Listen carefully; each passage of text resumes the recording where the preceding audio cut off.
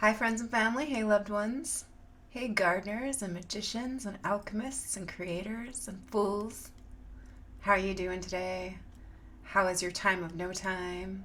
Well, Samhain blessings to you and yours, and happy Celtic New Year, and happy beginnings and endings, and the whole of it all, the whole shebang, everything, the all, and all we are. For all we are, through all we are, for all we are. So I thought I'd shake things up a bit today, and I didn't really plan on this, but it is what it gets to be. So it's awesome too because this is a beautiful time for chaos. And the Celts knew that in order to have a highly structured society, they needed to honor chaos. And so, yeah, I've been embracing my inner chaos and just some of the chaotic moments and the chaotic things about life, like that aren't necessarily comfortable or don't necessarily feel stable or feel like they contribute to stability, but actually they are a part of the whole and they're a legit part of the whole. And it is kind of funny looking at certain things, how a certain order does arise out of chaos. And so, but we do have, a say in that. Um, and we don't have to be at the mercy of like random events and random chaos. We can actually work with that chaos if we don't like deny it, reject it, or work against it, or, like we can work with the chaos to actually create our own order, or actually like let go and surrender and ask for help. Yeah, to get through to the other side, you know. So it's an interesting time of no time. And so I'm shaking things up and kind of doing some things, um, the total opposite of how I usually, approach certain things, just to shake it up and let go of my rigidities and experience some novelty and, yeah, just get out of the routine, shake up the routine a little bit. So I usually record my videos like in the morning or the daytime, and so now the sun has set and it's nighttime, so I'm just feeling like, all right, we'll just play with this. And it was kind of funny, the other day, on the night of the 30th, I went to bed a little early, but I actually ended up waking up at 3 o'clock wide awake. And so, yeah, I stayed in bed for a little while trying to, see if I could drift back to sleep, but no such luck there. And so I just decided, okay, I guess I just get to get up and enjoy these sweet early morning hours, the nectar hours of the morning, and just see, like, yeah, what I was drawn to and what opportunity was being presented to me and gifted to me. And so I just got to do a couple of fun things, and I did a little bit of research and looking into some things because I was curious, and then, yeah, I was led to pick up a few books and write a few things and just do those kinds of, self-care practices and self-expression. Yeah, the things and the love that I get to choose for me, the things that contribute to my well-being, and, yeah, just my discovery. And had some good conversations with my husband in the morning when he got up around 7. And yeah, it was an awesome Halloween day. It was really mellow and just really low key in so many ways, and just taking the time of no time to enjoy the quiet and the silence and the peace that there is to draw on and draw from. And, yeah, just be here in the moment, be here now as much as I can and as I'm able to be. And so, yeah, there are some amazing messages I've received this week and some insights and some breakthroughs. And always, always, always receiving beauty and messages and insights into myself and into the things I get to look into. Yeah, that relate to myself and that are a part of myself. All things. And so I just wanted to share a couple things about this time of no time and just share a couple things that want to be shared. And I have no idea what those things are. I wasn't even really planning on doing a video, but I kind of was nudged, well, just go do it. Just go speak and go share some things. And so I'm willing. So I picked up Rise Sister Rise last week, and I did receive so many good things, so many good messages and insights, and there was one that I have not shared yet, and I think it's a perfect time to do so, so I shall. And this is called Reclaiming Witch, the Natural Witch. I am a witch, by which I mean that I am somebody who believes that the earth is sacred and that women and women's bodies are one expression of that sacred thing. Starhawk. You're a witch. What if that were a good thing? What if being a witch was not something to be accused of, rather a title that we claimed proudly? An acknowledgement that you draw your strength from deep within rather than an external source, that you know how to work with the powers of the earth and the universe to manifest what you desire. What if it meant you were in touch with your feminine wisdom, that you owned your authentic power and were not afraid to show it? What if it meant you lived your life in deep reverence to and in flow with the cycles and rhythms of the moon, the tides, the seasons, nature, and life? Wise woman, wild woman, empowered woman. That you were interesting, opinionated, even and unafraid of speaking your truth, that you believed there is magic inside you and every person too, that you believed in the power of ritual, the 4 elements, and your ability to be transformed. It is time that we reclaim witch and show that it is not something to be afraid of, not in a hipster trendy way, rather in a way that honors the potency of who you are and the women who so courageously paved this path before us, regardless of the consequences.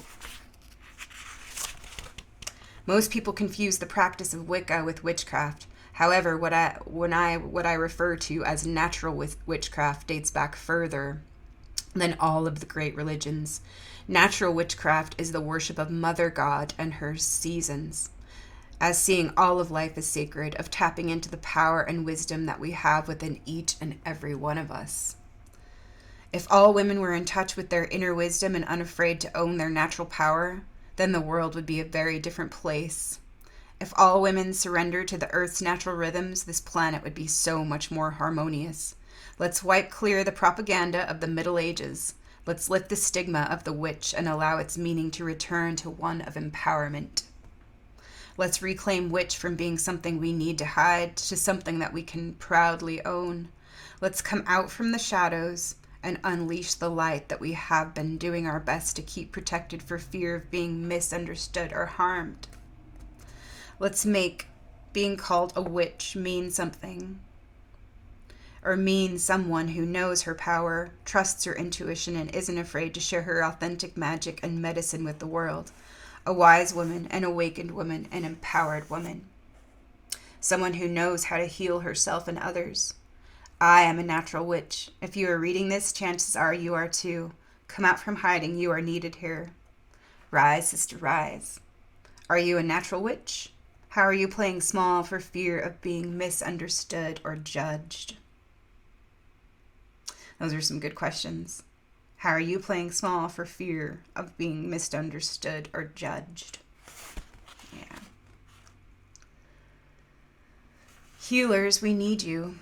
To heal is to make something whole again. A healer holds the vibration of wholeness and invites the other to see that too, to believe in that, to surrender to that, to choose that. Now more than ever, we need more healers to rise up, people who are able to see wholeness, not what is broken, people who can see the light in the darkness, people devoted to their own self-healing, people determined to see the wholeness of those they come into contact with, to encourage the butterfly's wings to grow rather than see them as stuck in a cocoon, to see the potential of what is possible, to nurse, stand beside, forge new paths, and create art that inspires. Healers don't just exist in the medical sense. There are other types too. Artists and mothers, midwives and teachers, singers and solicitors, storytellers and bartenders, people who trust in their ability to heal the world around them by healing themselves. People devoted to nurturing themselves, others, and this world back to wholeness. This is what makes a healer, the ability to see the wholeness of ourselves and all of life. Heal the world, surrender to your wholeness now. Rise, sister, rise mantra. I surrender to my ability to heal and be healed. Instead of seeing what is broken, I choose to see invitations to return to wholeness. Such a good reminder for me. That's what I'm working on lately as well, is to see those challenges as invitations. And yeah, it's been like kind of a really wobbly, wonky week. I mean, and that's saying something because it's been a fucking wonky ass motherfucking lifetime and lifetimes within lifetimes for me. And yeah, it's just a good reminder to see that again and to remember that it is an invitation from life, yeah, to show up in more full ways and yeah, and to claim that wholeness, to claim all parts of the whole so that we are whole.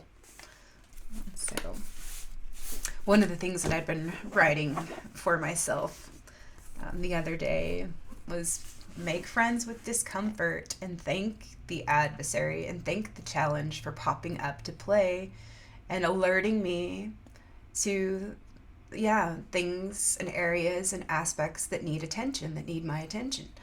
And so instead of seeing it as like a drag or a chore or a drain, I can say, oh, I'm glad that I'm aware of that now. Oh, thank you. Thank you for showing me, yeah, what I wasn't aware of before. And then I can choose, you know, what direction, or I can discern what's being asked of me and what gets to be attended to. Yeah, and so instead of like getting upset, like, oh, this isn't going my way, or this isn't happening the way that I want it to, or this doesn't feel like I want it to, or it doesn't feel very good right now, or, you know, all those things. It's like, oh, well, thank you for showing me what I get to attend to. Thank you for showing me, yeah, what needs attention, or what is asking for love right now. What parts of myself can I love right now, or attend to, or care for? To be in balance and to walk in beauty and to honor that wholeness. So, yeah, I filled up my journal. So there's a month's worth of ramblings and musings and inspiration and ideas in this one. And I did a lot of work, yeah, this last little while, even when I was taking a break. And that was like actually what I really kind of noticed in a lot of ways, which was awesome, was that just giving myself that permission to take a break, it really did like kind of take a lot of weight off, because it has felt like really, really super heavy since we came into Scorpio season. Like I noticed it right away, like, oh my gosh, this is intense, and this is gonna be interesting, you know, like going through this. And it was awesome to kind of get that confirmed for me, that I wasn't the only one that was feeling that. I was just like, whoa, damn, you know, like. And so listening to a podcast the other day on Molly McCord's channel, and she actually said the same thing. Oh, did you guys feel that? Did you guys feel coming into Scorpio how that was? And I was just like, oh my God, yeah, I did.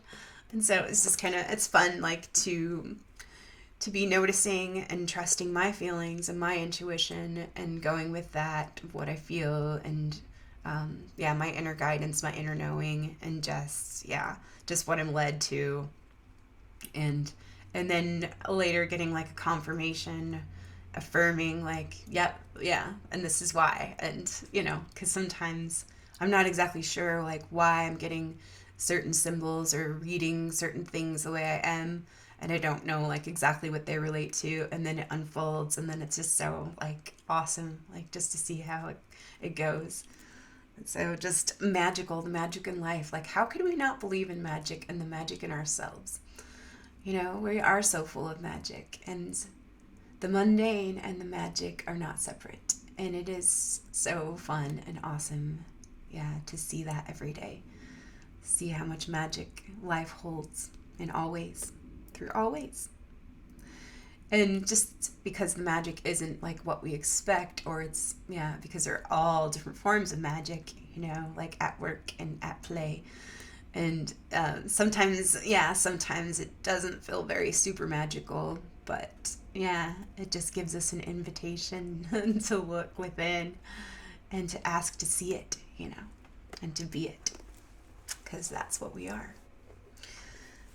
So, I'm not exactly sure what wants to be shared here, but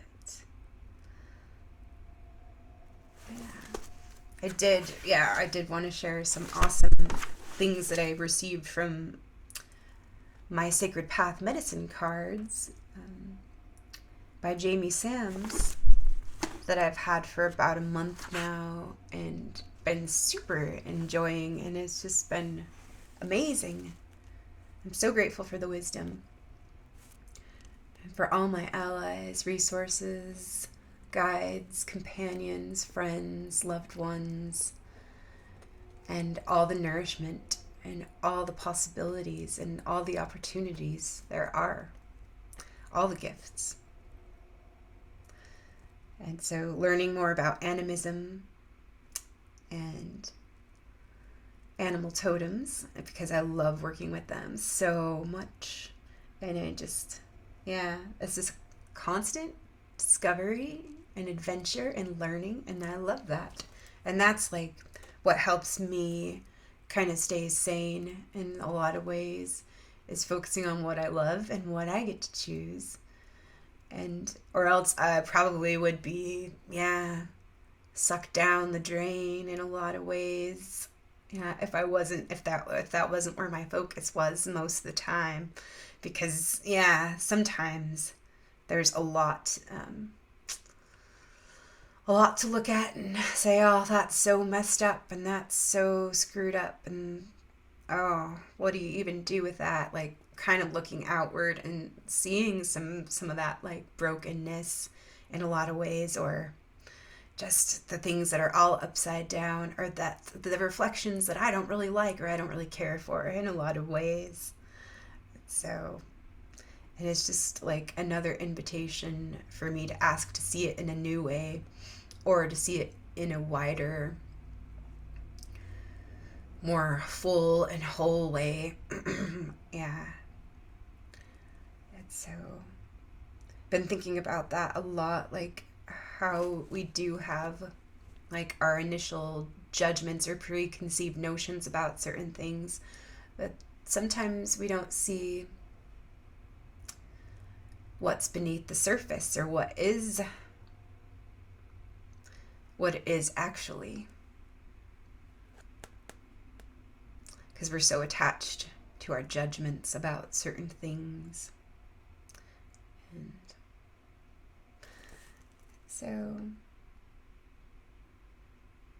so I would rather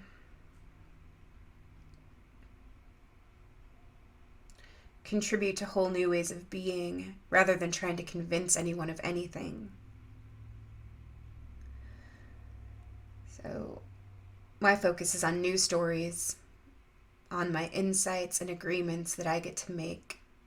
I can only really share what I see or how I see things. I cannot convince anyone of anything.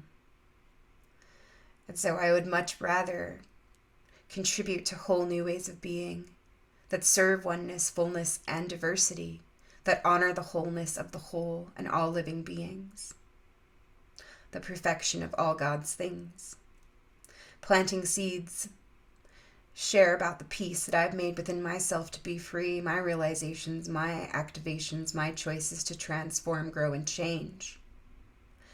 Creativity, courage, faith, devotion, forgiveness, surrender, mercy, grace, compassion, and empathy, trust, allowance, acceptance, willingness, humility, and strength.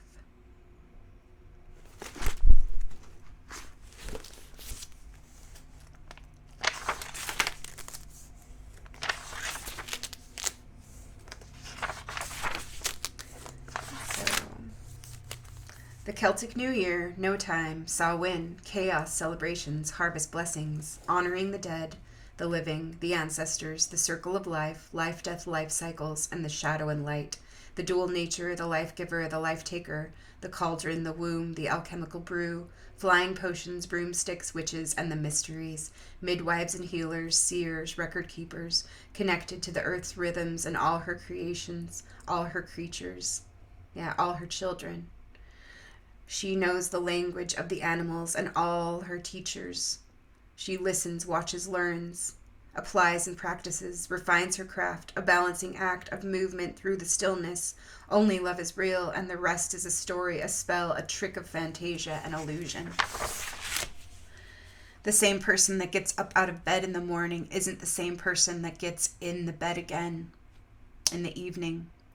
Those are true words spoken by my new chiropractor. I super appreciated those little insights, and I was just like, oh, that's true, isn't it?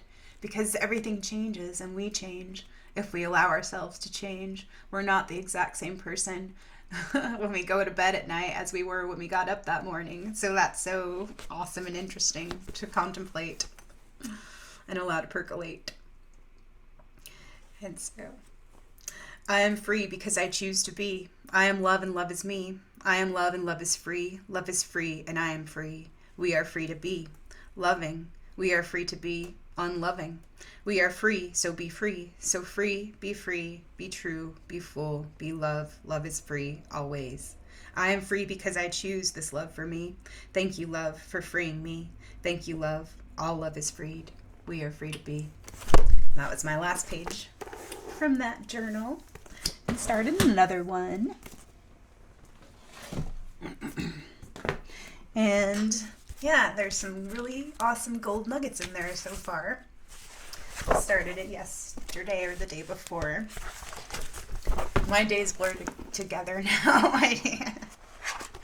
So much happens, and it's just, time is so weird and it flies by so fast, but that's like why, I was given some of those messages to slow down, just to help myself get reoriented, to these new changes and these new paths, these new doorways that are opening and closing. So, October 30th, 2021.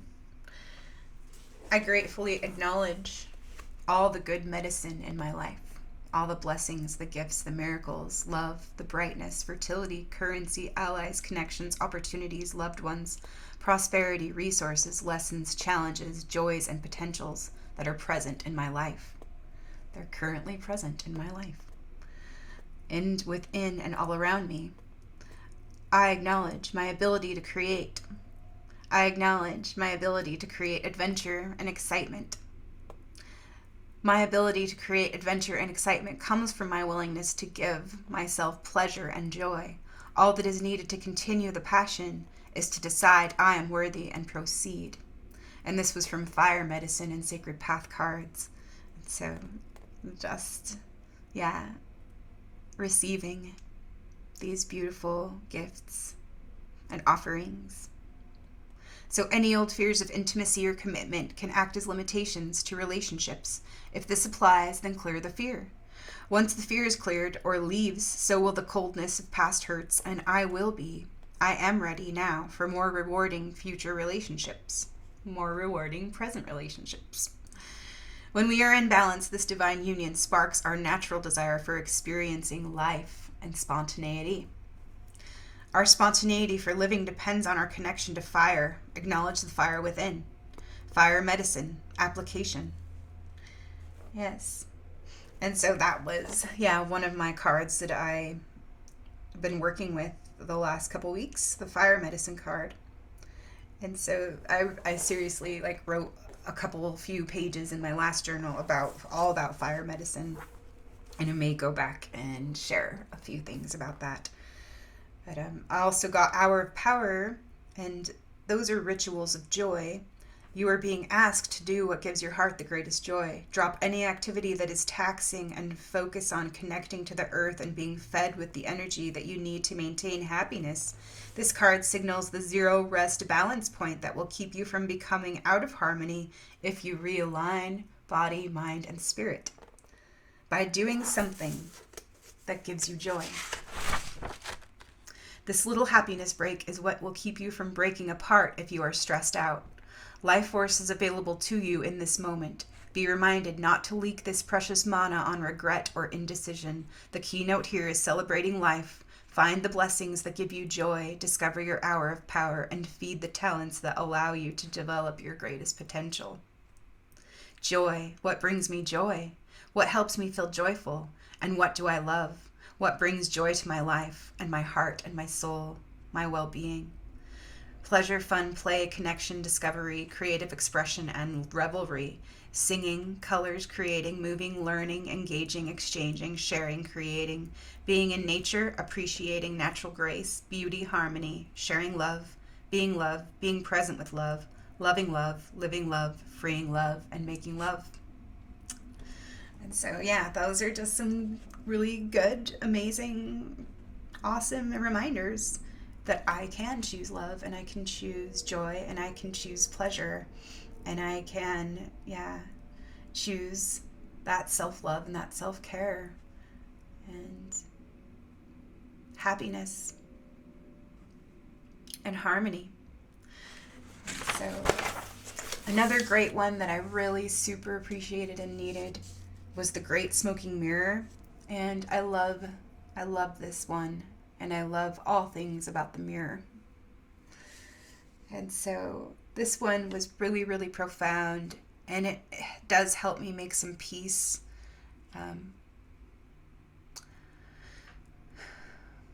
It does contribute to that peace within me, to reconcile some things and to let go of some things. Yeah, and it has to do with what has been bothering me. And so... But grandmother, they are different.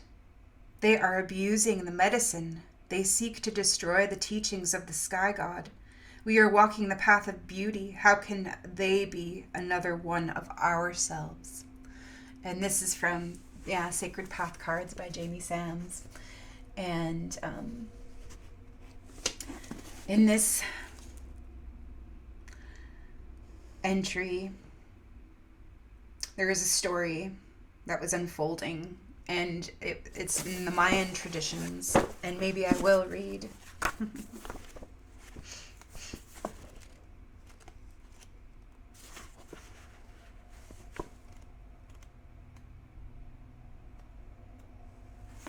The Great Smoking Mirror, Reflections. Through the smoke, I see looking back another reflection of me. Mirror of my inner self, who are you if I am me? Mirror of my outer self, what do others see? Is it the truth in my heart or human vanity? And this is like really so super great actually that this one came up for me as well, because there's been a theme that I've been working with for the last month and a half or so about seeing. And it was always a fear of mine about, being misunderstood and being judged, and how are other people going to see me? And do I look all right in this light? Is it a flattering light or all, that? Will I be accepted? Will I be validated? Will I be included? And that was like part of the pleasing of others and all that. And I realized, that was a form of manipulation. And that's why the manipulation bothered me so much as well. Not just though because it's just dishonest and everything, but because it causes so much harm. And even if our intentions are good, sometimes, like, yeah, with that manipulation. And so I forgive myself, for playing into that or contributing to that manipulation, and for playing into the false image. And maybe it was a little bit for my own vanity, but yeah, it definitely was for survival in a lot of different ways as well. And familiar survival strategies. And so one of the questions, or one of the thoughts that I had, was, what if, instead of worrying so much about how am I going to be seen, why don't I focus on how am I seeing? And I remember like making that choice a couple years ago, and it came back in like last night, and it came back in like, yeah, a couple weeks ago. And it's just kind of interesting how certain things do emerge from the subconscious, from the unconscious. And then, just like a dream, like we can become aware of them, but they can quickly like fade away. And so sometimes they go back underneath the surface and we forget about them for a little while, and then they reemerge and come back up to remind us, or they come in when we're ready to receive them again, or when we've made the space. And so the Great Smoking Mirror, the teaching. Great Smoking Mirror is a widely used teaching of the Mayans and is sometimes taught by the Cheyenne and the Pawnee. The Mayans say, "I am another one of yourself." In this manner, the Mayans stress that every life form reflects every other life form, and that all originate from the same original source. The Smoking Mirror's concept of unity can eliminate all types of grandiose, elitist ideas that evolved in the fourth world of separation. If every two-legged would see all other humans as unique expressions of oneself, we would have no basis for quarreling or war. The Great Smoking Mirror speaks of the reflections of self that are seen in others. Great Smoking Mirror allows the smokescreen of personal illusion to be pierced when the mirror, which is just beyond the smoke, is caught by a shaft of illuminating light or realization. In that moment, those who are willing to look at themselves see the illusion of their personal myth. The part of self that insists upon being the only one is shattered by the realization that every life form holds an equal part to the solution of wholeness. Our criticism of other people holds no weight in the true light of self-reflection. We may have our opinions regarding others who continue to live with their own inner division, but these opinions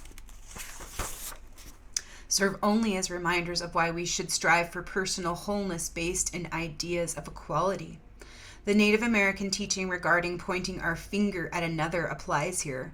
When we point our finger at another person, 3 fingers are pointing back at us. In this context, the lesson may convey that others are merely reflecting what we need to recognize in the self. Compassion for others who must learn difficult lessons on their personal paths is of utmost importance. Lack of compassion results in an unforgiving coldness that consumes the heart. Life cannot quicken and grow inside a person who cannot forgive others or oneself. Some seekers in this time of awakening have adopted glib phrases that lack compassion. The phrase, "well, they created their own reality," when spoken without understanding or compassion, reflects a lack of development in the seeker. When another person is treated in this callous manner, it is another one of ourselves who is being harmed. Other seekers who look too deeply at themselves begin to demean the self with the cold voice of the inner critical parent. The Great Smoking Mirror teaches balanced reflections that does not seek to lessen the value of the self, but rather to correct unhealthy attitudes that limit the growth potential. When we admire another's gifts, we are being asked to acknowledge the unique beauty of that esteemed person, so we may see the similarities in ourselves. The Great Smoking Mirror is one tool we may use to create harmony in our relationships through introspection and self-examination. When we are not at odds with the self, the reflections we see in others will be ones of beauty. When a mirror shatters into hundreds of pieces, each piece will give the viewer a complete picture, just as the entire mirror did when it was whole. The Great Smoking Mirror is no exception. All of creation can be viewed by seeing through the smoke of physical illusion into the true nature of life. Worlds upon worlds can be discovered within each atom. Every part of creation is interconnected and depends on all other life forms within the whole. When any part of our world is thoughtlessly destroyed, many other interdependent parts suffer. The Great Smoking Mirror teaches each person to look for similarity rather than difference when viewing others. The Red Race understands the planetary family and the value of learning the languages of all life forms on the Earth Mother. Through the languages of all other life forms, we are constantly given gifts of reflected knowing. People who use their creativity to find the personal answers that will assist their growth have discovered a part of the Great Smoking Mirror. Answers are reflected to every seeker in a different way. Each time the haze of an illusion clears and a bright new understanding appears on the horizon, we have shattered the lie that insists that we are too different to live in peace with other parts of creation. So each time the haze of an illusion clears and a bright new understanding appears on the horizon, we have shattered the lie that insists that we are too different to live in peace with other parts of creation. Mountain Rain was working as a healer in order to serve her people, the Mayans. As she grew in wisdom, she saw strange things happen among the leaders of the Jaguar priesthood. The priests began to insist that the gods of nature needed blood sacrifices and that these death rituals must be done with humans. Mountain Rain's heart was troubled, for she knew that Sky God, the Ancient One, had never allowed such sacrifices in Tikal when he had come in his solar boat to teach the people. Tikal was a huge city streaming with inhabitants, yet most of the people of Tikal seemed to accept the decree of the Jaguar priests without question. Mountain Rain feared that this would be the beginning of the end for her people if the Jaguar priests were allowed to complete their grisly plans. She searched her memory to see if anyone who remembered and honored Sky God's teaching was still living in Tikal. She began walking toward the temple of the double-headed serpent, the healing temple, looking for an answer. Suddenly, as she neared the temple, her mind flashed upon the ancient grandmother who had taught the women of the double-headed serpent temple to use the Great Smoking Mirror. Mountain Rain cut through the jungle to search for the house of the grandmother called She Who Sees. She Who Sees would be very old if she still lived. At one time, this grandmother inhabited a house where Mountain Rain had been taken during her early training. After discovering the house of She Who Sees, Mountain Rain asked for permission to enter in the customary manner and went inside. She Who Sees was sitting with her son, who was a spotted jaguar priest, discussing the turn of events. A blackened medicine bowl stood near the fire filled with water. The son, Toucan, was startled when Mountain Rain appeared. When Mountain Rain stated her reason for coming, Toucan relaxed, and the three began to weave the magic of the Great Smoking Mirror, looking at the reflections in the medicine bowl and seeking answers. Smoke wove a pattern over the reflection of the face of the ancient grandmother and her two students. The vision of hearts cut out and blood splattered across the altar of the Jaguar Temple made the three viewers wince in disgust and pain. The vision changed to the inner sanctum of the Jaguar priests and the drugged seers who were eating the red mushrooms of the poppy tree. Mountain Rain and Toucan gasped in horror at the aberrant behavior of the drugged seers as the men mounted each other and spent their frenzied energy sexually. Suddenly the void cleared the scene, and Toucan was muttering his fear and outrage. "Look, my mother, at what they are doing," he cried. "How can the sacred teachings be abused in this manner? How can I return to the temple and live among those people?" Slowly, tears of a broken heart etched their way down the time-worn face of She Who Sees. "My son, they are but another one of ourselves," she whispered. Mountain Rain spoke. "But grandmother, they are different. They are abusing the medicine. They seek to destroy the teachings of Sky God. We are walking the path of beauty. How can they be another one of ourselves?" She Who Sees looked deeply into the medicine bowl, and as a tear from her ancient eyes hit the water, shimmering circles of light opened one upon another. Inside the concentric circles appeared the face of Sky God, the teacher from the stars. "Be at peace, my children. Know that the crooked trail of these jaguar priests will end in folly. I taught the Mayans that the healing of the people would come through the heart, and seeing all things as another one of themselves, I taught them that the remembering would come through the blood and their personal genetic memory.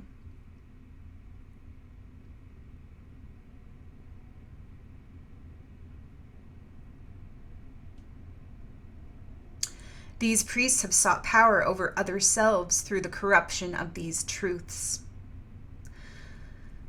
So I taught them that the remembering would come through the blood and their personal genetic memory. These priests have sought power over other selves through the corruption of these truths. Toucan asked Sky God how the corrupt priesthood could be another one of themselves, and Sky God answered, "The parts of yourselves that walk the crooked trail of those drugged seers are merely your own shadows." These shadows have come to life through your refusal as a race to confront the greed and jealousy that surface in your thoughts. Beauty sees the feelings of the shadow as worthy opponents who insist on being conquered so that you may grow. Human fears see those feelings as bad and in need of being repressed or denied. When you are afraid of feeling those shadow thoughts, they continue to rule you. Through your own fear, you begin to believe that you are unworthy or evil. When the shadow is denied, it gains strength and will one day wake up with life force of its own and eat the beauty inside you. Teach others to use the shadow parts of themselves as examples of the worthy opponent who can stir the growth of beauty inside the self. You will see the beauty of balance come to the hearts of the people as they remember.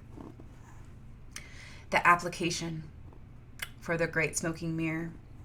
The Great Smoking Mirror reflects the lesson of leaving the myth behind. You are what you decide you are. Remove the smokescreen that hides your natural talents or worth and stand tall. Recognize the areas to be developed further and begin that process. Stop cowering before your potential.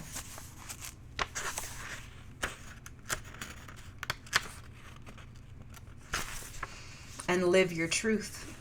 Stop cowering before your potential and live your truth.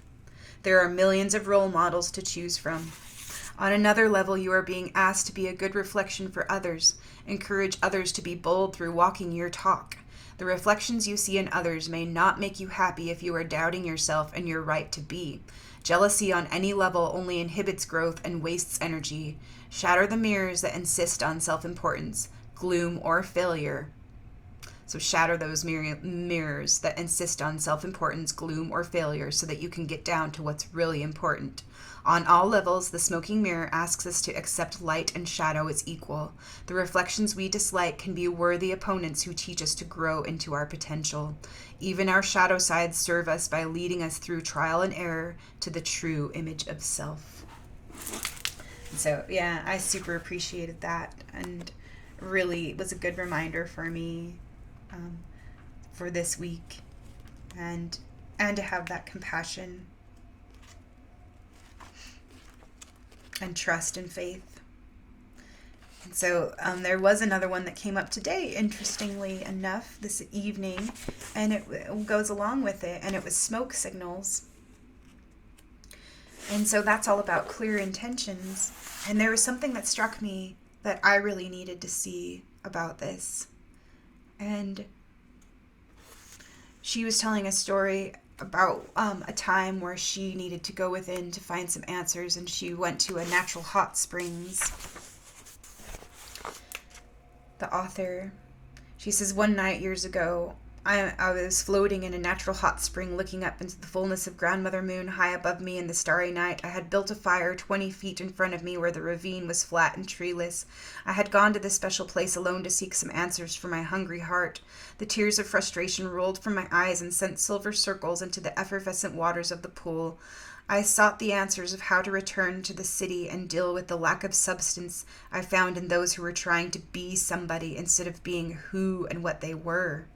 Then I saw an ancient medicine man walk to my fire and lift an old red trade blanket.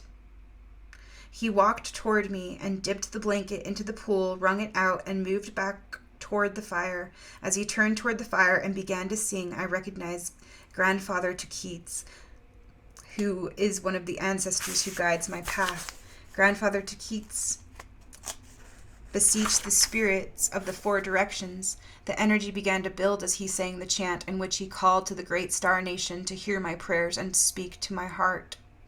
Each time I spoke an internal prayer, Grandfather Keats would move the trade blanket over the fire and then raise it, allowing the smoke signal that represented my prayer to rise in the indigo night. At first, a stray cloud person or two drifted by, and then others came to see which two-legged and which ancestor spirit had called them. The chief cloud person was to the right of Grandmother Moon and began changing form as the smoke touched his face, producing the faces of buffalo, wolf, eagle, and bear. My allies had come to greet me and give me answers. I was overjoyed and nearly missed the exit of Grandfather Keats. I'm not sure how to say that, but there it is. We'll go with that. Who held a gleam in his eyes and a knowing smile traced across his mouth. I floated in the warm waters of my Earth Mother's womb, and I heard the messages of my medicine helpers with my heart. Buffalo told me that two-leggeds who hurt one another, who were deluded by the fear of scarcity. So Buffalo told me that the two-leggeds who hurt one another were those who were deluded by the fear of scarcity. These humans had lost their trust in great mystery and the field of plenty. Their need to be connected to something or someone they believed to be important was based upon the fear that their talents were not equal to those of others. So these humans had lost their trust in great mystery and the field of plenty. Their need to be connected to something or someone they believed to be important was based upon the fear that their talents were not equal to those of others.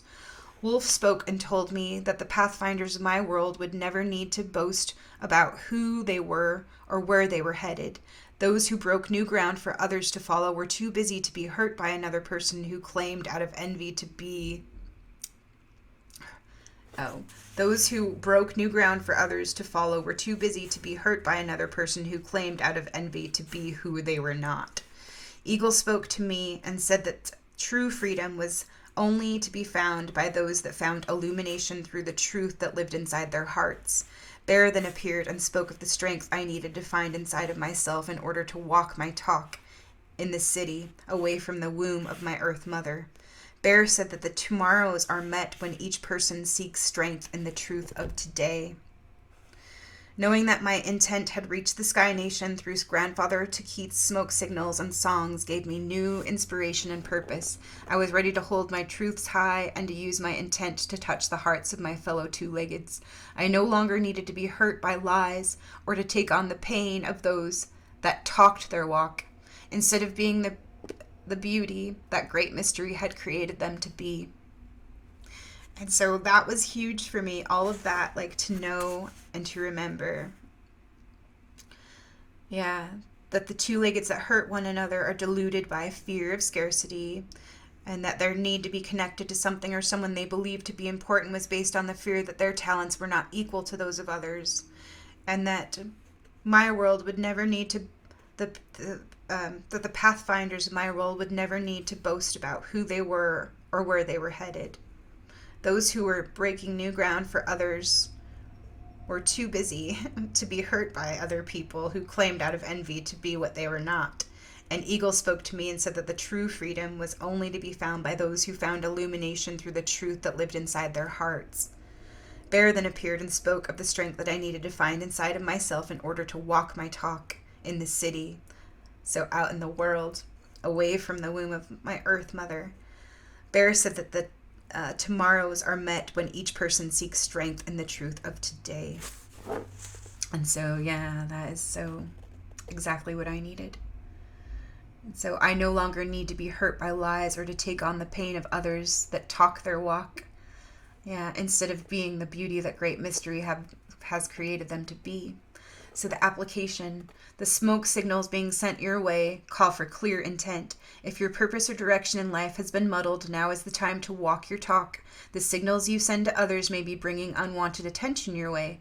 Observe what it is that you are putting out and straighten up so that you will attract the kind of experiences and people you want inside your sacred space. Another message is a reminder from the spirit world.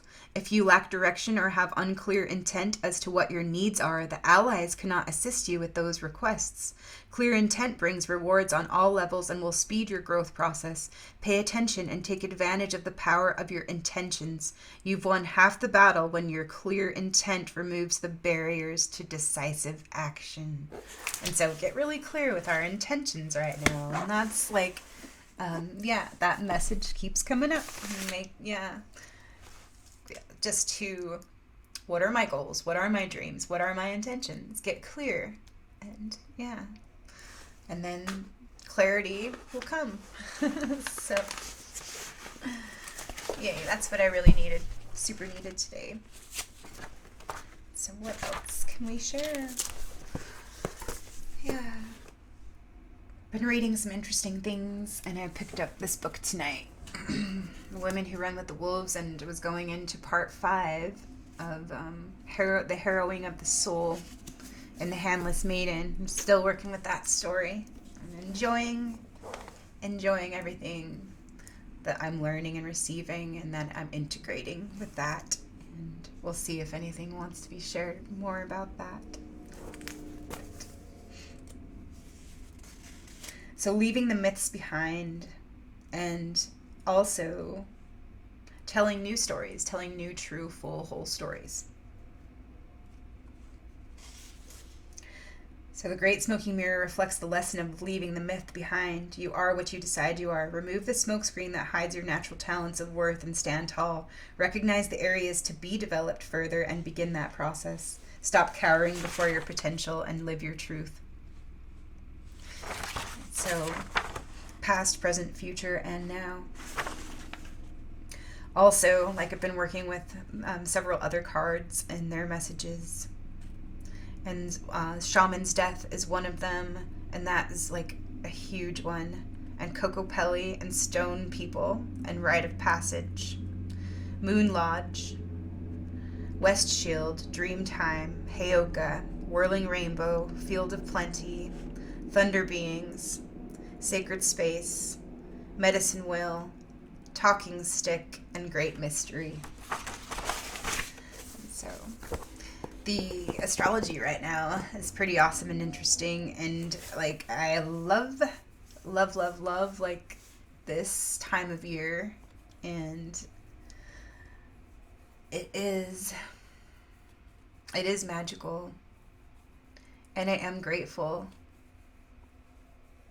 for all parts of the whole, and for all the cycles, and for all the growth that is possible, and for all that we can be and learn and receive and experience in this life. And that's the gift. And so there's a couple of notes I took the other day. I was looking into this astrology and into the energies and things, and it's just really fun. Like, just receiving all of it in all sorts of different ways. And taking the parts that resonate with me and being willing to consider certain other parts and not rejecting certain things right away, but knowing that, I don't have to make them all fit, and I can just let them be, and I can let the wisdom and the truth be revealed to me. So a lot of what's coming up for me is like letting some of the baggage go, just letting it fall away. And then also like another theme that's been coming up hugely is like just this one sentence, dropping the robes. And those things are coming up a lot lately too, because I've been changing certain habits and patterns, and just, taking notice of when certain things do come up, like when I can tend to go into overthinking and everything, when my attention kind of gets hooked into certain things or into stories again and again, and it's just like, oh, I don't need to put my attention there, I don't need to put my energy into that anymore. Like it's just kind of like I'm done. I'm good. I'm done with that. And so I was remembering last night like a tool that had used like a couple years ago to kind of come back to center and come back to now, and it just like came back in, and I remembered it last night. So it was like wow. And it was just like me and my imagination, um, and like letting like just like an old overcoat like just fall off, and just like leaving it there, and it's like nothing else I have to do is just like except for let it fall, just like let that thought or that thought form just fall away and just go.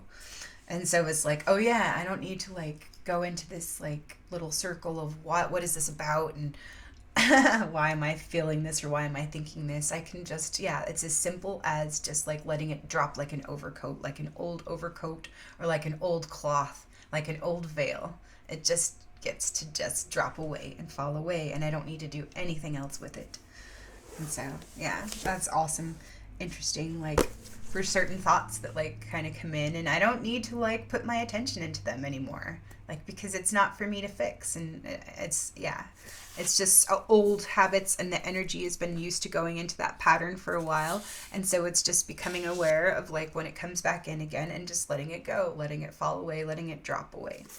And then like dropping the robes, that is about like dropping like the body, and yeah, and experiencing an ego death, or the actual like physical death.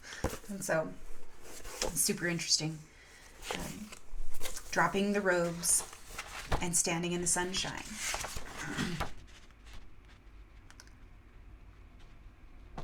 So I remember now that I can drop thoughts just as easily as dropping a cloth, or dropping an old overcoat, or allowing it to fall off and away.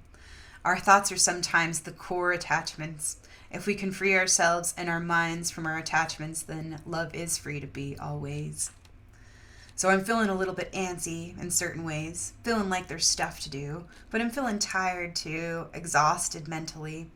There's so much, and maybe it feels like too much, but really it's not too much, and it's all love for you, me, and we, and it's all love to choose freely and fully, one step, one breath, one moment, no time, endings and beginnings, unfolding right here, all in divine order and divine time, doorways and portals to walk through and fly, plant seeds, believe, take actions, not doing, open, think, surrender, play, be, receive, bless, praise, and reclaim what is mine.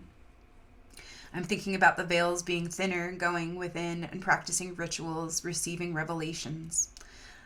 Allowing the wisdom to emerge organically and naturally, or supernaturally, wink wink, All Hallows Eve, druidry. Records and knowers, record keepers and wisdom holders of sacred secrets, texts, her story, our story, wisdom, knowledge, codes, and laws of creation. Crow, raven, magic, shapeshift, be with me. So Scorpio relates to the 8th house and the hidden, the unseen parts of the unconscious. The ego and the monkey mind can shut down the intuition and the heart.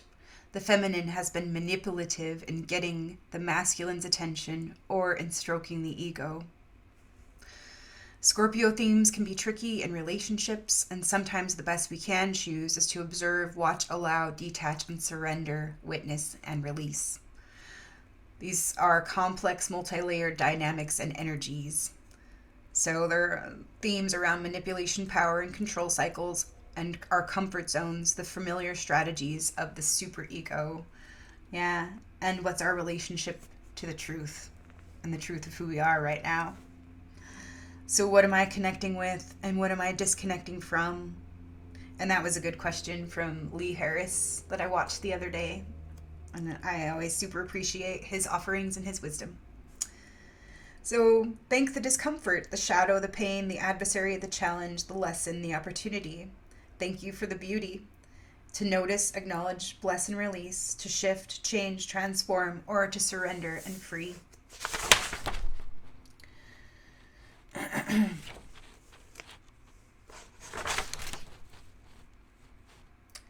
Yeah, I was looking at Druidry the other day when I got up really early in the morning, and I didn't want to make a lot of noise because I wanted my husband to be able to sleep. And so I was looking at some things on druidry.org, and yeah, that was kind of fun to look up some stuff about that and just see where I was led. So Druidry is the white light, having more to do with illumination than the hidden. The hidden tends to be less cerebral, less connected with mental powers and heroism, and more connected with natural processes. Arthur is the white light of dragon power. His intuition for justice and druid wisdom makes him able to give the dragon a head. I thought that was interesting. It can be so easy to forget our bounty and blessings, potential and gifts amidst the struggles and distractions of life. We can bemoan the absence of things, we can overly focus on the personal lack, but the beauty of this time is an annual reminder of how blessed we truly are. The golden light of autumn reveals the magical in everything it touches, illuminating the very essence of nature in all her generous abundance. It is true that there is a melancholy that hangs like autumn mist at the edges of the light, for we know that there is transience, and with transience comes loss. And yet the essence of our blessings is unchanging and eternal. The sweet fruits of autumn are to be enjoyed. They also give us the opportunity to stash a little away to grace the leaner times. Give thanks for your harvest, for nature's generosity. Preserve your beautiful memories to nourish you when the soil is frozen and life feels suspended and gray. And that was something that I loved and I found on druidry.org. And I'm not sure if there was an author that was credited there, but yeah, I will add this in the description box.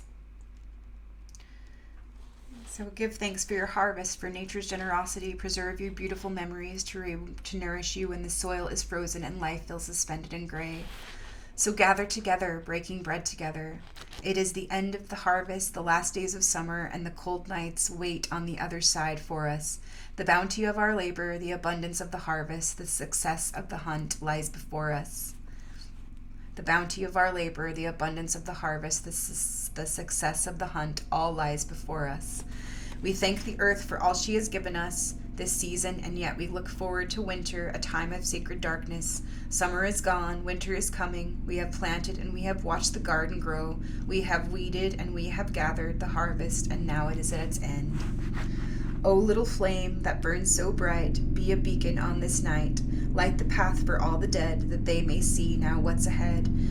And lead them to the summer land, and shine until Pan takes their hands. And with your light, please bring them peace, that they may rest and sleep with ease. And that was a little poem from Gaia, Samhain Rituals, How to Celebrate Samhain. I think there was like 13 suggestions about how to celebrate. So this is a potent time of no time, chaos and order, light and shadow, life, death, and rebirth, the circle, the spiral, the wheel, the flame, the shield, the sword, the land, earth, fire, water, and air. Bridget, the mother goddess, Morrigan, the crone, the nymph, the maiden, the youth, and the sun and the moon, the tree of life, the orchard, the forest, the truth. Things hidden and revealed, love, beauty, truth. I let go of needing to do anything in any certain way. I embrace that I don't know, and I trust myself, love always. I gratefully receive, I surrender, I release, I offer back all I think to serve the whole's integrity. I drop my beliefs, I surrender all things, I humbly trust and open to receive. I ask for faith, trust, and clarity. I ask for help to see deeply, to see clearly, to serve the whole, the all we. All we are and all will be. All is right and all is free. All is well, all are held. We are the light and the glory. We have eyes to see and ears to hear the truth, the music of the spheres, the love we are, the angels singing, all God's love, all right here. All loved beings, beloved beings. I love you, all right here. We can't see past our own limitations and the choices that we don't understand.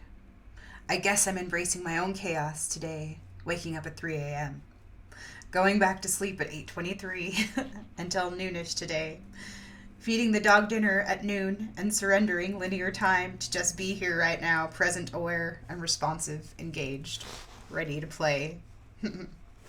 Yeah, love always.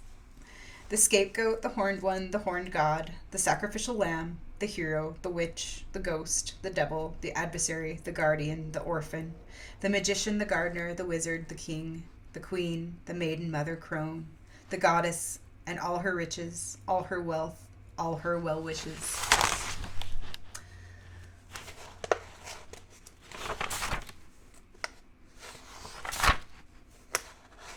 Oh, there's some affirmations that I heard on some November energy, readings, and these were amazing. So this one was for Gemini because I'm a Gemini rising, but it could be for anyone. I welcome new routines and habits that support me. And I even added to that, I welcome new blank and blank that support me and we. And also,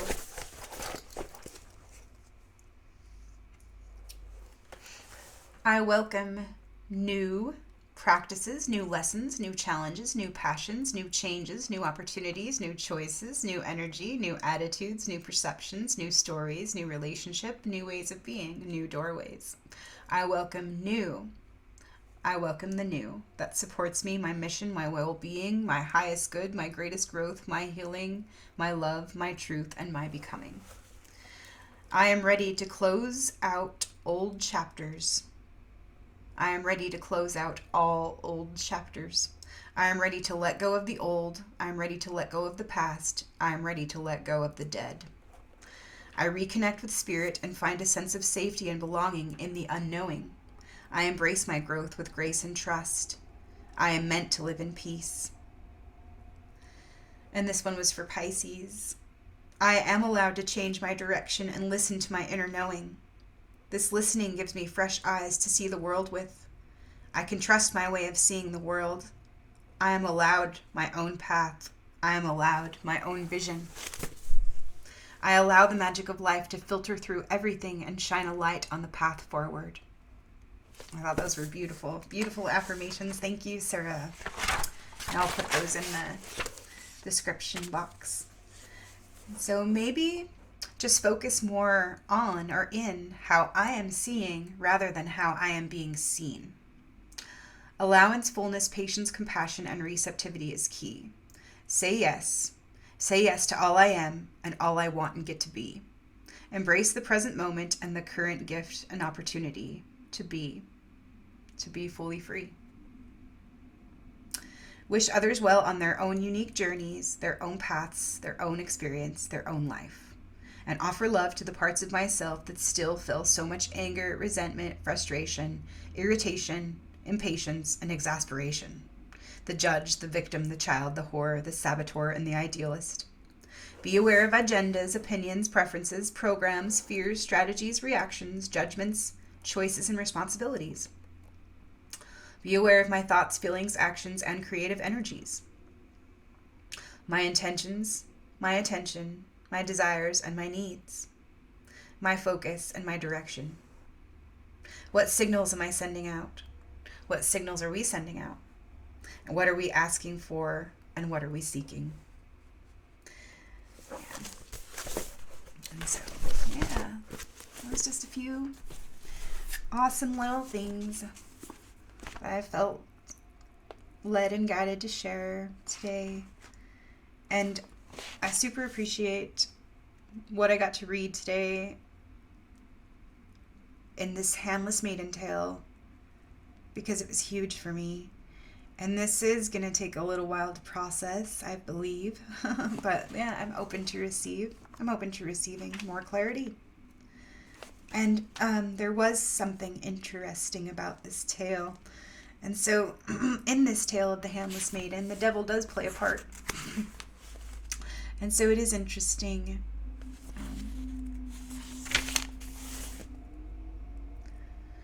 The predator of the psyche.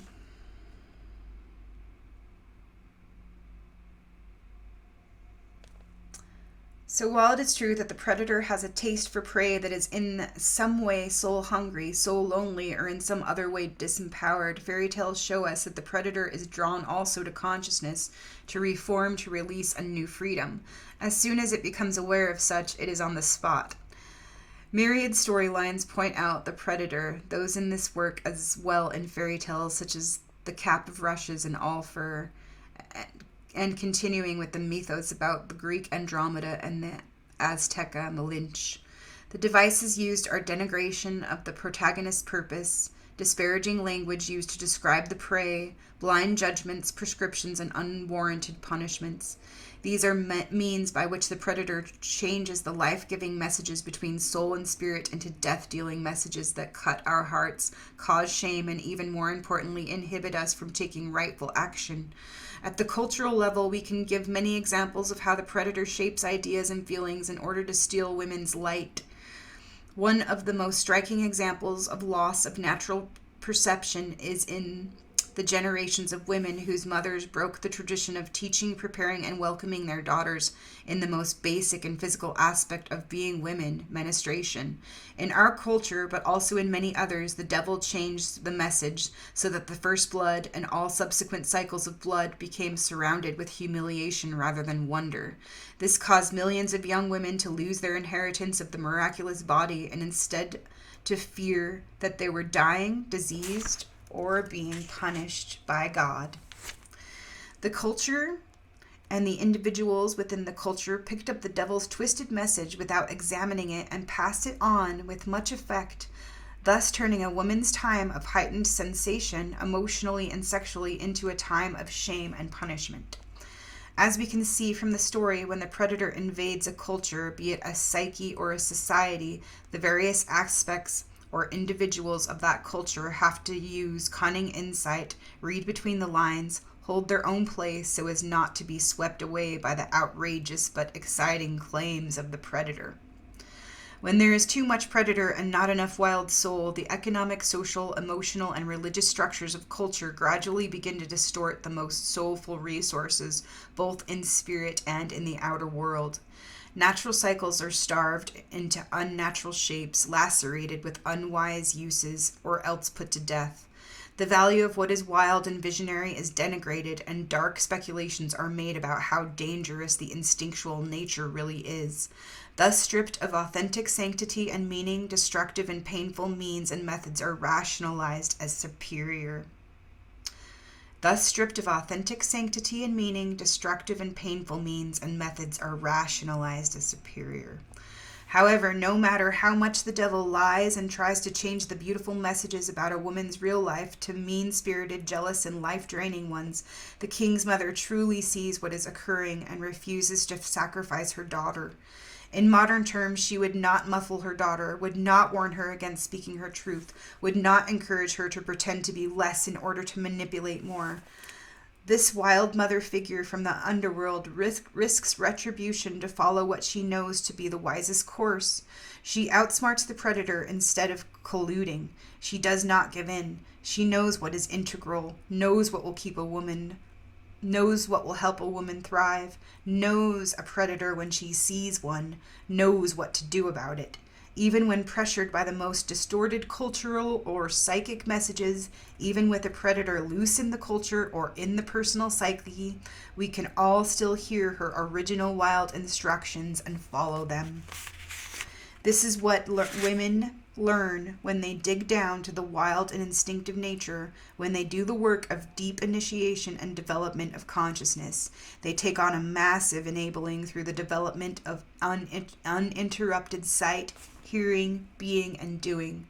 Women learn to look for the predator instead of trying to shoo it away, ignore it, or be nice to it. They learn the tricks, disguises, and the ways the predator thinks. They learn to read between the lines in messages, injunctions, expectations, or customs that have been perverted from the truthful into the manipulative. Then whether the predator is emanating from within one's own psychic milieu or from the culture outside oneself, or both, we are shrewd and able to meet it head on and do what needs to be done. The devil in the tale symbolizes anything that corrupts understanding of the deep feminine processes. You know it does not make a Torquemada to hound the souls of women. They can be also hounded simply by the goodwill of new but unnatural ways, which when taken too far rob a woman of her nourishing wildest nature and her ability to make soul. A woman need not live as though she were born in 1000 BC. Nevertheless, the old knowing is universal knowing, eternal and immortal learning, which will be as relevant 5,000 years from now as it is today, and it was 5,000 years ago. It is archetypal knowing, and that kind of knowledge is timeless. It is a good idea to remember that the predator is timeless also. In another sense entirely, the switcher of messages being an innate and contrary force that exists in the psyche and in the world, naturally opposes the new child's self. Yet paradoxically, because we must respond to it, fight it, or balance it, the battle itself strengthens us immeasurably. In our personal psychic work, we receive switched messages from the devil constantly. I am good. I am not so good. My work is deep work. My work is silly. I am making a difference. I am not getting anywhere. I am brave. I am a coward. I am knowing. I ought to be ashamed of myself. These are confusing, to say the least. So the king's mother sacrifices a doe instead of the young queen. In the psyche, as in the culture at large, there is an odd psychic quirk. Not only when people are hungry and deprived does the devil show up, but also sometimes where there has been an event of great beauty, in this case the birth of a beautiful new baby.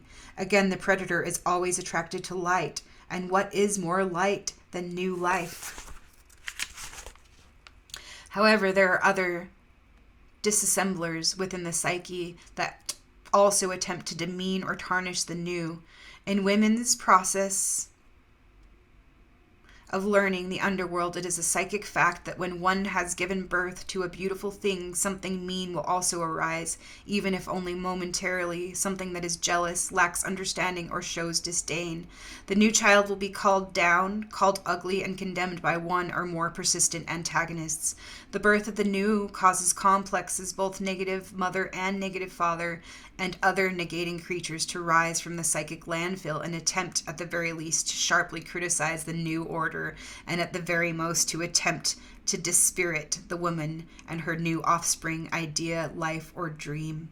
This is the same scenario of the ancient fathers, Kronos and Uranus and Zeus as well, who always attempted to eat or banish their offspring out of some dark fear that the children would gain succession over them.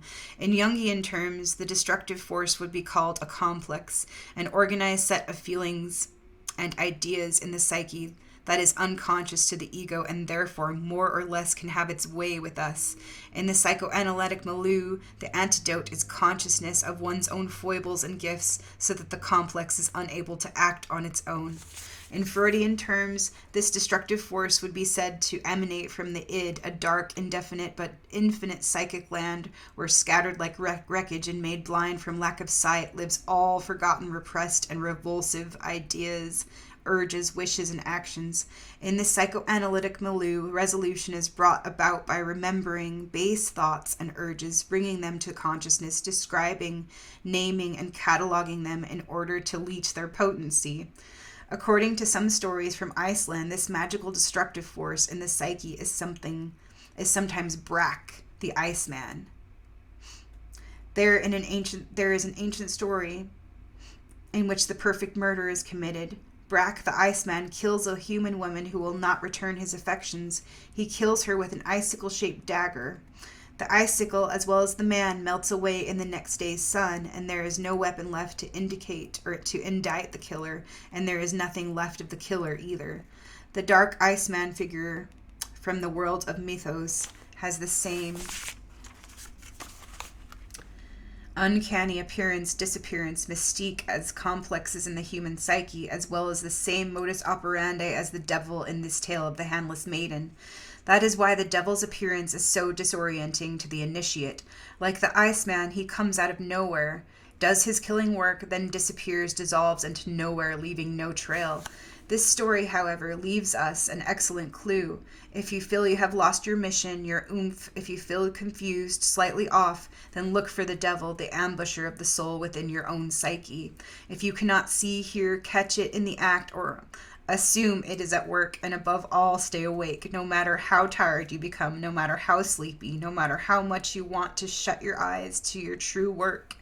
In reality, when a woman has a devil complex, it occurs exactly like this. She is walking along, doing well, minding her own business, and all of a sudden, boom, the devil jumps out, and all of her good work loses energy, begins to limp, coughs some more, and finally falls over. What we might call the demon complex uses the voice of the ego, attacks one's creativity, one's ideas and dreams.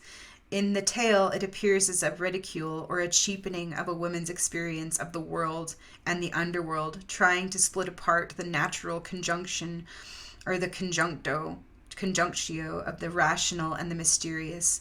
The devil lies and says a woman's time in the underworld has produced a brute, when in fact it has produced a beautiful child. When various saints wrote that they wrestled to keep faith with their chosen God, that they were all night assailed by the devil, who burnt their ears with words meant to weaken their resolve, shook their eyeballs loose with horrible apparitions, and in general dragged their souls over broken glass, they were speaking of this very phenomenon, the devil jumping out. This psychic ambush is meant to loosen your faith not only in yourself, but in the very careful and delicate work that you are doing in the unconscious. It takes goodly amounts of faith to continue at this time, but we must and we do. The king, the queen, and the king's mother, all elements of the psyche, are pulling in one direction, in our direction, and we so must persevere with them. At this point, it is a work. Moving into the home stretch, it would be so wasteful and even more painful to abandon it now. The king of our psyche has a stalwartness. He will not keel over at the first blow. He will not shrivel up with hatred and retribution as the devil hopes. The king who loves his wife so is shocked at the skewed message, but sends a message back saying to care for the queen and the child in his absence. This is the test of our inner certainty. Can two forces remain connected even if one or the other is held out as abominable and despicable? Can one stand by the other no matter what? Can union continue even when seeds of doubt are strenuously being planted? Thus far, the answer is yes. The test of whether there can be a marriage of enduring love between the wild underworld and the earthly psyche is being met, and impressively. On the way back to the castle, the messenger again falls asleep at the river, and the devil changes the message to kill the queen. Here the predator is hoping the psyche will become polarized and kill itself off, rejecting one entire aspect of itself, that crucial one, the newly awakened one, the knowing woman. The king's mother is horrified at this message, and she and the king correspond back and forth many times, each trying to clarify the other's messages, until finally the devil changes the king's message to read, "Kill the queen and cut out her eyes and tongue for proof." And here we already have a maiden without a worldly grasp, without hands, for the devil ordered these cut off. Now he demands further amputations. He wants her now also without true speaking and without true sight as well. This is quite a devil, and yet what he requires gives us tremendous pause. For what he wants to see take place are the very behaviors that have burdened women since time immemorial. He wants the maiden to obey these tenets. Don't see life as it is. Don't understand the life and death cycles. Don't pursue your yearnings, and don't speak of all these wildish things. The old wild mother, personified by the king's mother, is angry about the devil's command and says this is too much to ask. She just simply refuses. In women's work, the psyche says, this is too much. This I cannot and will not tolerate. And the psyche begins, as a result of its spiritual experience in this initiation of endurance, to act more shrewdly.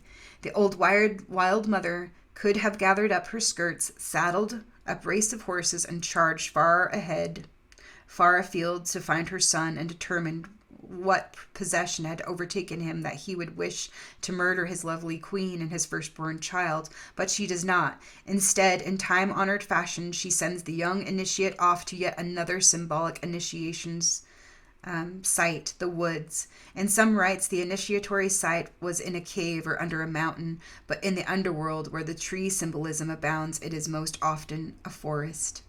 Understand what this signifies. Sending the maiden off to another initiatory site would have been the natural course of events anyway, even had the devil not jumped out and changed the messages. In the descent, there are several sites for initiation, one following upon the other, all having their own lessons and comforts. The devil, you might say, practically ensures that we will feel an urgency to get up and, high onto the next one. Remember, there is a natural time after childbearing when a woman is considered to be of the underworld. She is dusted with its dust, watered by its water, having seen into the mystery of life and death, pain and joy during her labor. So for a time she is not here, but rather still there. It takes time to re-emerge. The maiden is like a postpartum woman. She rises from the underworld birthing chair where she has given birth to new ideas and new life view. Now she is veiled. Her babe is given to breast, and she goes on. In the Grimm brothers' version of the handless maiden, the newborn child is male and called sorrowful, but in the goddess religions, the spiritual child born from the woman's venture with the king of the underworld is called joy. Here, another sash from the old religion trails across the ground. Following the birth of the maiden's new self, the king's mother sends the young queen off to a long initiation that, as we shall see, will teach her the definitive cycles of a woman's life. The old wild mother gives the maiden a dual blessing. She binds the infant to the maiden's milk-full breast, so the child's self can be nourished no matter what happens next. Then, in the tradition of the old goddess cult, she wraps the maiden in veils. This being the main apparel a goddess wears when traveling on sacred pilgrimage, when she wishes not to be recognized or diverted from her intention. In Greece, numerous sculptures and bas-reliefs show the initiate of the Eleusinian rite being veiled and awaiting the next step in initiation. What is the symbol of veiling? It marks the difference between hiding and disguising. This symbol is about keeping private, keeping to oneself, not giving one's mysterious nature away. It is about preserving the eros and mysterium of the wild nature. Sometimes we have difficulty keeping our new life energy in the transformative pot long enough for something to accrue to us. We must keep it to ourselves without giving it all away to whomever asks, or to whichever stealthy inspiration suddenly happens upon us, telling us it would be good to tip the pot and empty our finest soulfulness out into the mouths of others or onto the ground. Putting a veil over something increases its action or feeling. This is known among women far and wide. There was a phrase my grandmother used, veiling the bowl. It meant to put a white cloth over a bowl of kneaded dough to cause the bread to rise. The veil for the bread and the veil for the psyche serve the same purpose. There is a potent leavening in the souls of women in the descent. There is a powerful fermenting going on. To be behind the veil increases one's mystical insight. From behind the veil, all humans look like mist beings. All events, all objects are colored as though in a dawn or in a dream. Wow. I think I'll leave it right there. And that was actually a little farther than I had read before. Yeah. So that was super interesting to receive right now. And it just is so perfect. And it goes along, and how it just goes, it just relates so well. And so many blessings to you and yours, and I hope that you have a harvest to celebrate, and what have you sown, and what are you reaping right now? What are the gifts that we can praise, bless, and thank, and invite into our lives? And what are those things that we can share with others? What are those things that are nourishing for us and our lives? All right. Take good care of yourselves and enjoy this time of no time and this time of new order out of chaos. And what order Yeah. What order are we ordering? So it's like going into that cosmic restaurant, placing our orders with our clear intentions, and having that trust in the great mystery and in that field of plenty that what we're ordering is coming and it's on its way. And yeah, it does require our participation as well and our attention. So, all right, love you all. Be well. Take good care of yourselves. We'll talk to you again. Okay, bye for now.